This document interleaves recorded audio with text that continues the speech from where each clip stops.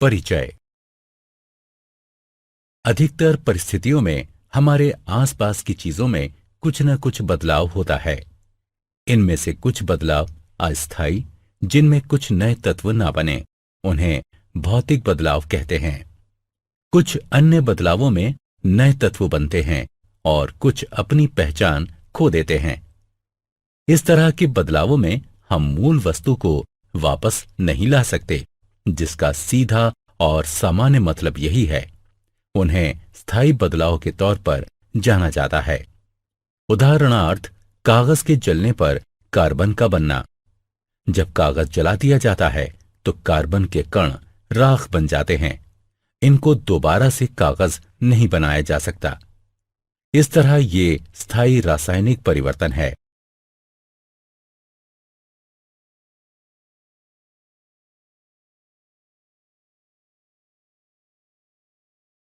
उद्देश्य। इस पाठ के अंत में आप निम्न करने में सक्षम हो जाएंगे: रासायनिक परिवर्तन को पहचानना, रासायनिक प्रतिक्रिया के समीकरण लिखना, रासायनिक परिवर्तन को वर्गीकृत करना, विभिन्न तरह के रासायनिक प्रतिक्रियाओं के उदाहरणों की सूची बनाना। रासायनिक अभिक्रियाएं। एक रासायनिक अभिक्रिया वो होती है जिसमें तत्व या तत्वों की रासायनिक प्रतिक्रिया से एक नया तत्व या कई तत्व बनते हैं। ऐसे पदार्थ जो रासायनिक प्रतिक्रिया में भाग लेते हैं उन्हें अभिक्रिया यानी रिएक्टेंट्स कहा जाता है। जो नए पदार्थ बनाते हैं उन्हें उत्पाद कहा जाता है। लोहा और सल्फर रिएक्टेंट्स हैं और आयरन सल्फाइड उत्पाद है। जब चीनी को गर्म किया जाता है तो वो जल जाती है। चीनी में पानी के अणु कार्बन छोड़ जाते हैं। रासायनिक समीकरण लिखना। रासायनिक अभिक्रिया में रिएक्टेंट्स एक या अधिक एक साथ प्रतिक्रिया करते हैं और एक नया यौगिक बनता है जिसे उत्पाद कहते हैं।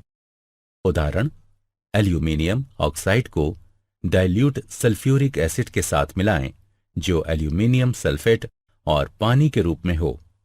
इस अभिक्रिया को इस प्रकार से लिखा जा सकता है: aluminium oxide dilute sulphuric acid के साथ अभिक्रिया करके एल्यूमीनियम सल्फेट और पानी बनाता है।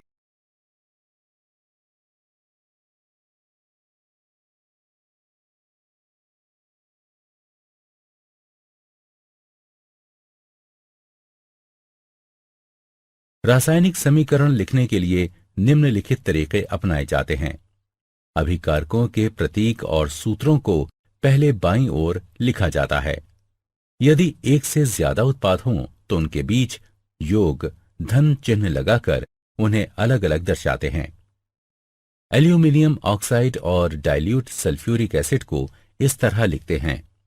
तीर का सिरा उत्पाद की ओर होता है, जो उत्पाद के रूप में अभिक्रिया होने को दर्शाता है। प्रतीक और सूत्र यौगिकों के गठन यानी उत्पाद को तीर के निशान के बाद दाईं ओर लिखते हैं और ये दर्शाता है कि इसका गठन हुआ है। यहां पर एक योग धन चिन्ह भी दो यौगिकों के बीच अलग अलग जगहों पर लगाया जाता है।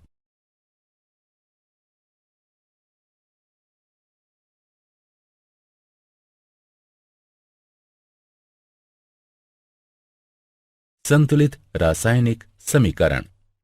रासायनिक समीकरण द्रव्यमान के संरक्षण के नियम पर आधारित है। इस नियम के अनुसार द्रव्यमान का निर्माण नहीं किया जा सकता है और न ही रासायनिक अभिक्रिया में नष्ट किया जा सकता है। ऐसा सिर्फ तब संभव होता है जब हर परमाणु की कुल संख्या अभिकारक के बराबर हो, साथ ही समीकरण के उत्पादन जितनी हो। जिन समीकरणों में विभिन्न तत्वों के परमाणुओं की संख्या अभिक्रिया से बनने वाले उत्पादन जितनी परमाणुओं की संख्या हो तो उसे संतुलित समीकरण के रूप में जाना जाता है।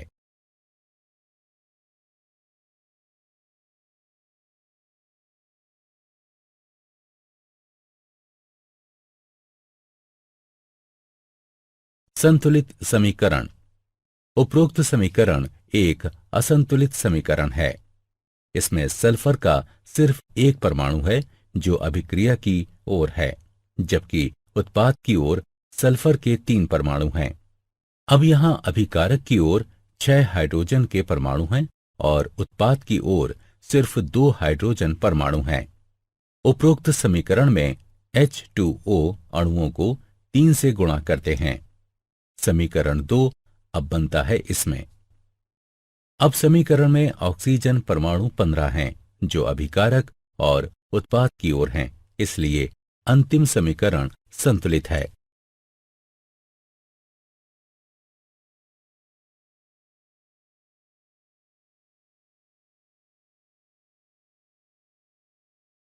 रासायनिक अभिक्रियाओं के प्रकार।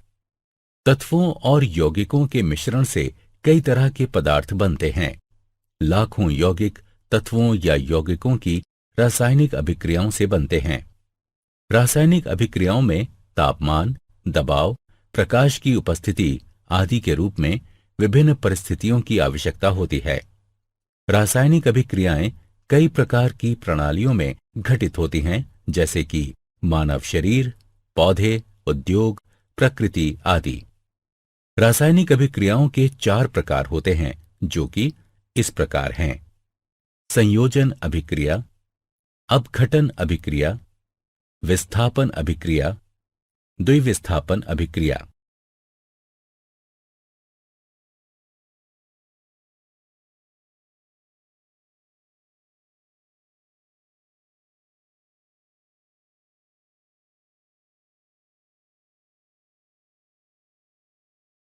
संयोजन अभिक्रिया। कुछ अभिक्रियाओं में नया द्रव्य मूल तत्व में मिलाया जाता है और तत्व द्रव्य में मिल जाता है। इस तरह की अभिक्रिया को संयोजन या संश्लेषण अभिक्रिया कहते हैं। संयोजन अभिक्रियाएं वो होती हैं जिनमें एक तत्व किसी दूसरे के साथ अभिक्रिया करके एक यौगिक बनाता है। ऐसी अभिक्रियाओं को संश्लेषण अभिक्रियाएं भी कहते हैं। उदाहरणार्थ, हाइड्रोजन को ऑक्सीजन से मिलाने पर पानी बनता है। संयोजन अभिक्रियाएं। एक मैग्नीशियम रिबन लें और उस पर लौ की गर्मी दें। इसके जलने से चमकदार सफेद रोशनी निकलती है। मैग्नीशियम रिबन सफेद पाउडर में बदल जाता है। पाउडर में थोड़ा पानी मिलाएं और लाल लिटमस पर एक ड्रॉप रखें। लाल लिटमस नीला हो जाता है। ऐसा संयोजन अभिक्रिया से होता है। ऑक्सीजन हवा में मैग्नीशियम के साथ मिलकर सफेद पाउडर मैग्नीशियम ऑक्साइड MgO बनाती है। मैग्नीशियम ऑक्साइड पानी के साथ मिलकर मैग्नीशियम हाइड्रोक्साइड बनाता है। इसमें लाल लिटमस नीला हो जाता है।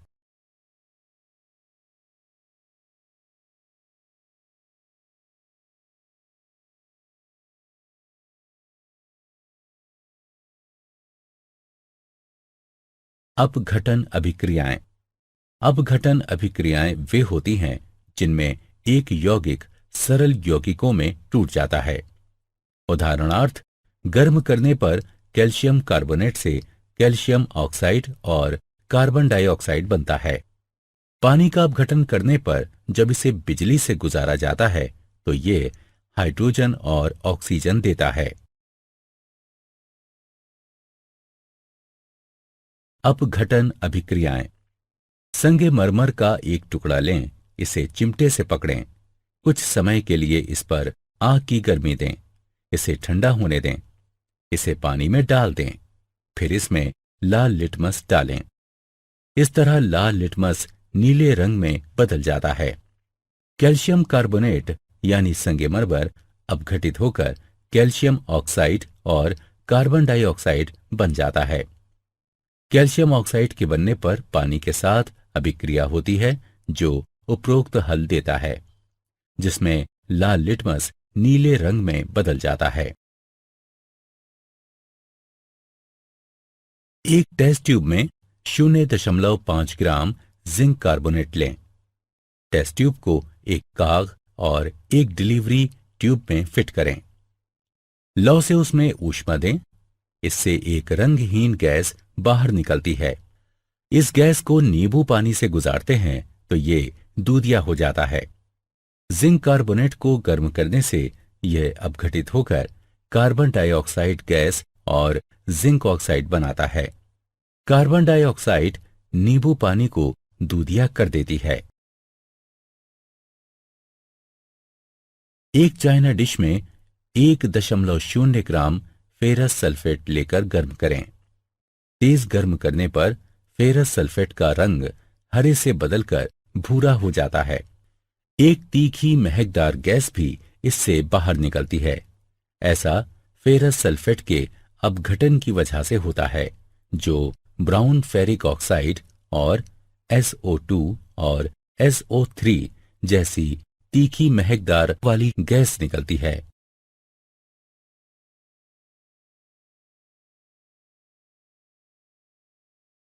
विस्थापन अभिक्रियाएं।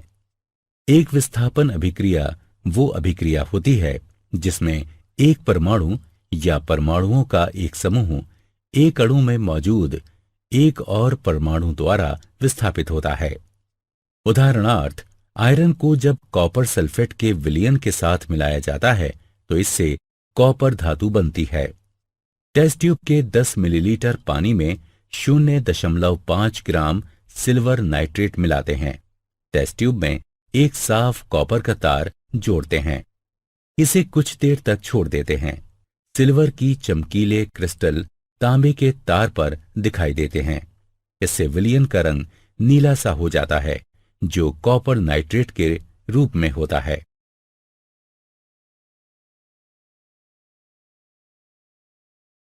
इस अभिक्रिया में लौह धातु को कॉपर के साथ मिलाने पर कॉपर सल्फेट का विलयन विस्थापित होता है। एक टेस्ट ट्यूब में कॉपर सल्फेट विलयन लेते हैं।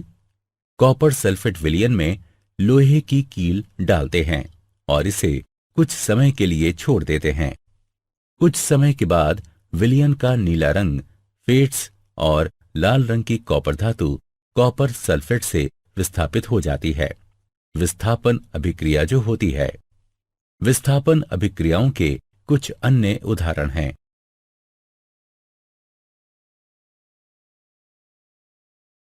द्विविस्थापन अभिक्रियाएं। द्विविस्थापन अभिक्रियाएं वे होती हैं जिनमें दो यौगिक आयनों को बदलकर दो नए यौगिक बनाते हैं। इन अभिक्रियाओं को पार्टनर एक्सचेंज अभिक्रिया के नाम से भी जानते हैं।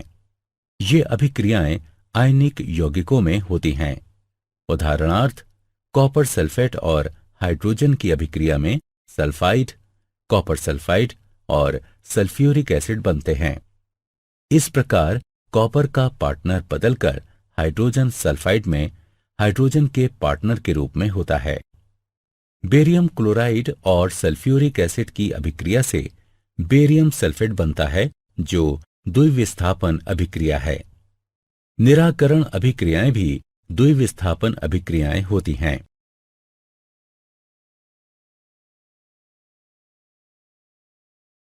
रेडॉक्स अभिक्रियाएं।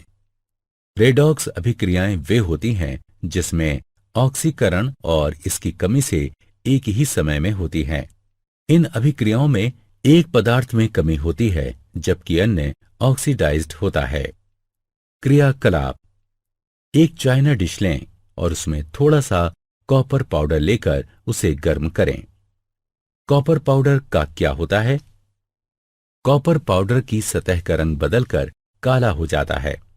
ऐसा ऑक्सीजन के कॉपर के साथ मिलने से होता है, जो कॉपर ऑक्साइड के रूप में बनती है। यदि हाइड्रोजन गैस इस गर्म सामग्री CuO से गुजारते हैं तो सतह पर ब्लैक कोटिंग बदलकर भूरी हो जाती है और फिर से ऐसा होने पर कॉपर प्राप्त होता है। क्यूपरिक ऑक्साइड यानी CuO बदलकर कॉपर बन जाता है। इस प्रकार क्यूपरिक ऑक्साइड से ऑक्सीजन निकल जाती है। ऑक्सीजन के हटने के बाद से इसकी कमी हो जाती है, जिससे क्यूपरिक ऑक्साइड कॉपर के रूप में होता है। क्यूपरिक ऑक्साइड से इस ऑक्सीजन को हाइड्रोजन हटाता है, इसलिए हाइड्रोजन कम करने वाला कारक है। इस प्रकार ऑक्सीकरण और कमी एक साथ होते हैं। उदाहरणार्थ, सोडियम को जब ऑक्सीडाइज्ड किया जाता है तो ये बदलकर Na+ हो जाता है। ऑक्सीकरण को ऑक्सीजन या हाइड्रोजन या इलेक्ट्रॉनों की एक पदार्थ से नुकसान या कमी के लाभ के रूप में परिभाषित किया जाता है। कमी या हाइड्रोजन या एक पदार्थ से इलेक्ट्रॉनों का लाभ ऑक्सीजन की कमी के लाभ के रूप में परिभाषित किया जाता है। जिंक ऑक्सीडाइज्ड होकर Zn2+ हो जाता है जब जिंक की एक छड़ को कॉपर सल्फेट के विलयन में डुबोया जाता है। इस अभिक्रिया में जिंक 2 इलेक्ट्रॉन खो देता है और Zn2+ हो जाता है। इस प्रकार जिंक ऑक्सीडाइज्ड हो जाता है। दूसरी ओर Cu2+ में 2 इलेक्ट्रॉनों की कमी हो जाती है जिसे ये ग्रहण करता है और वो Cu हो जाता है।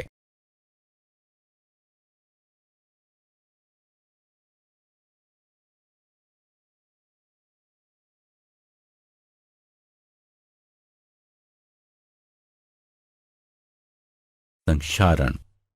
आपने देखा होगा कि लोहे के बने पुराने गेट पर लालिमा युक्त भूरे रंग की परत चढ़ जाती है। लोहे की चीजों में लालिमा युक्त भूरा रंग एक जंग होता है। कुछ अन्य सामग्री में भी इसी तरह का जंग लगता है। चांदी पर काली परत और कॉपर पर हरे रंग की परत भी इसी तरह के उदाहरण हैं। जंग एक प्रक्रिया है जो धातुओं को धीरे धीरे बाहरी हवा, नमी या उनकी सतह के हिसाब से रासायनिक क्रिया की वजह से होती है।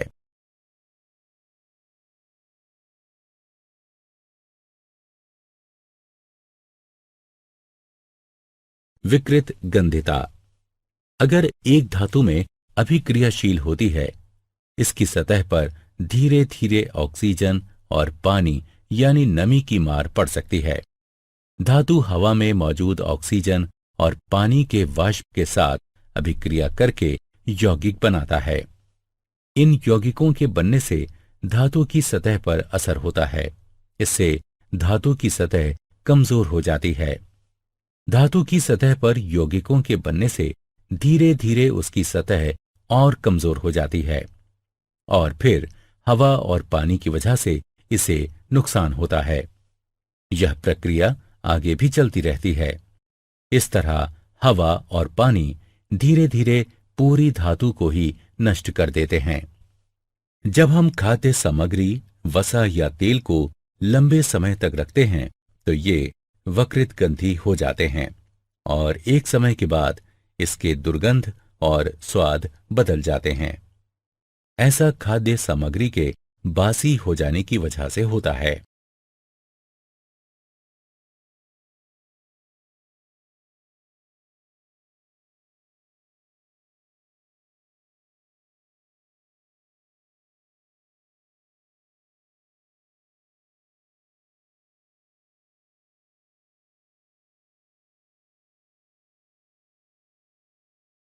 विकृत गंधिता वसा युक्त और तैलीय चीजों में हाइड्रोलिसिस उपचयन से होता है। एंटीऑक्सीडेंट्स को खाद्य सामग्री में अक्सर मिलाया जाता है जिससे विकृत गंधिता का विकास उसमें ना हो सके। प्राकृतिक एंटीऑक्सीडेंट्स में शामिल है polyphenols, ascorbic acid, tocopherols. Synthetic antioxidants हैं बटिलेटेड हाइड्रोक्सी एनिसोल और बटिलेटेड हाइड्रोक्सी टोल्यूनी। विकृत गंधिता को कुछ हद तक रोका जा सकता है। खाद्य सामग्री को रेफ्रिजरेटर में रखकर, खाद्य सामग्री को सूर्य की रोशनी से बचाकर और एयरटाइट कंटेनर में, खाद्य सामग्री के पैकिंग में नाइट्रोजन भरकर। नाइट्रोजन गैस खाद्य सामग्री को ऑक्सीकरण से बचाती है और इस तरह उसमें दुर्गंध नहीं आती।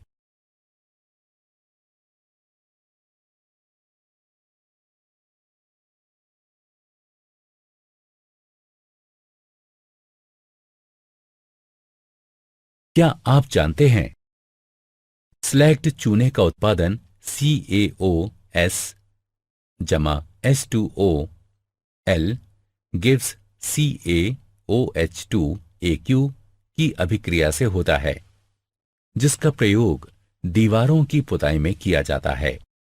कैल्शियम हाइड्रोक्साइड धीरे धीरे हवा से अभिक्रिया करके कैल्शियम कार्बोनेट की दीवार पर एक पतली परत बना देता है। कैल्शियम कार्बोनेट इसके बनने के 2-3 दिन बाद दीवार की सफेदी में बेहतर चमक ला देता है। दिलचस्प यह है कि संगमरमर का रासायनिक सूत्र भी CaCO3 है।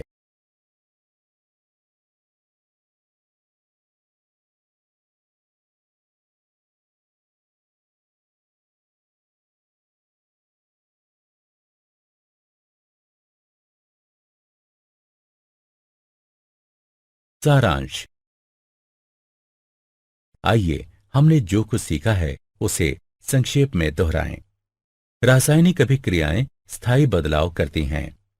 प्रत्येक रासायनिक अभिक्रिया एक संतुलित रासायनिक समीकरण द्वारा दर्शाई जा सकती है।